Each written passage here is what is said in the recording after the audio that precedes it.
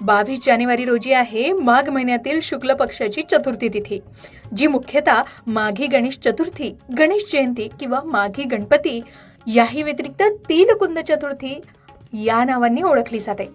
गौरी गणेश चतुर्थी किंवा विनायक चतुर्थी म्हणूनही या तिथीला ओळखलं जातं. या दिवशी मुख्यतः काय करावं हे जाणून तर घेऊयाच, मात्र या दिवशीचे शुभ मुहूर्त सुद्धा जाणून घेऊया. पंचांगानुसार यावर्षी माघ शुक्ल चतुर्थी तिथी गुरुवारी रोजी पहाटे 2:47 सुरू होणार आहे.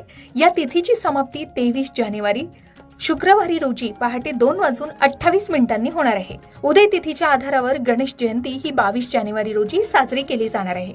यंदा गणेश पूजेचा शुभ मुहूर्त तब्बल 2 तास 8 मिनिटाचा असणार आहे. या दिवशी आपण गणपतीची पूजा सकाळी 11:29 सुरू करू शकता, कारण मुहूर्ताची समाप्ती ही दुपारी 1:37 होणार आहे. एकंदरीत ज्यांच्याकडे माघी गणेशोत्सव असतो किंवा गणपतीची स्थापना केली जाते त्यांनी साधारणतः सकाळी 11:30 ते दुपारी 1:45 गणेश पूजन करावं किंवा गणपतीची स्थापना करावी. या दिवशी भद्रा काळ हा दुपारपासून लागतो, म्हणून पूजा सकाळीच करणं उत्तम मानले जाते. या दिवशी चंद्रोदय संध्याकाळी साधारणतः 7 वाजतापासून ते 8 वाजेपर्यंत असणार आहे. या काळात तुम्ही व्रत सोडू शकता. माघी गणेशोत्सव हा मुंबई, पुणे, कोकणात मोठ्या उत्साहाने साजरा केला जातो. याचबरोबर मोठ्या मंडळांचा सार्वजनिक गणपती सुद्धा स्थापित केला जातो. काही ठिकाणी 1 ते 11 दिवसाचा हा उत्सव असतो. या उत्सवात बाप्पाची स्थापना करून त्याचं विसर्जन केलं जातं.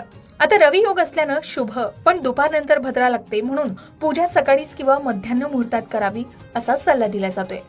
आधी सांगितल्याप्रमाणे माघ शुक्ल चतुर्थी तिथी सुरू होणार आहे 22 जानेवारी 2026 रोजी पहाटे 2:47 आणि समाप्त होणार आहे दुसऱ्या दिवशी 23 जानेवारी रोजी पहाटे 2:28.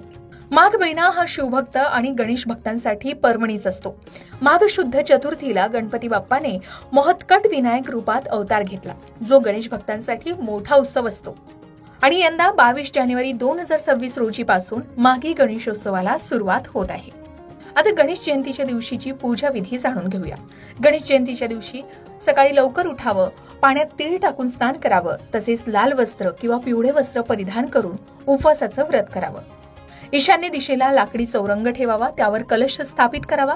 त्यानंतर गंगेच्या पाण्यात तीळ मिसळलेल्या पात्रात धातूपासून बनवलेल्या गणपतीच्या मूर्तीला स्नान घालावं. ज्यांच्याकडे माघी गणेशोत्सव असतो त्यांनी बाप्पाच्या मातीच्या मूर्तीची स्थापना करावी आणि षोडशोपचारे पूजा करावी. षोडशोपचारे पूजा करण्यासाठी आवाहन, आसन, पाद्य, अर्घ्य, स्नान, वस्त्र, यज्ञोपवीत, गंध, अक्षता, पुष्प, धूप, दीप, नैवेद्य, फळं, दक्षिणा या सर्वांनी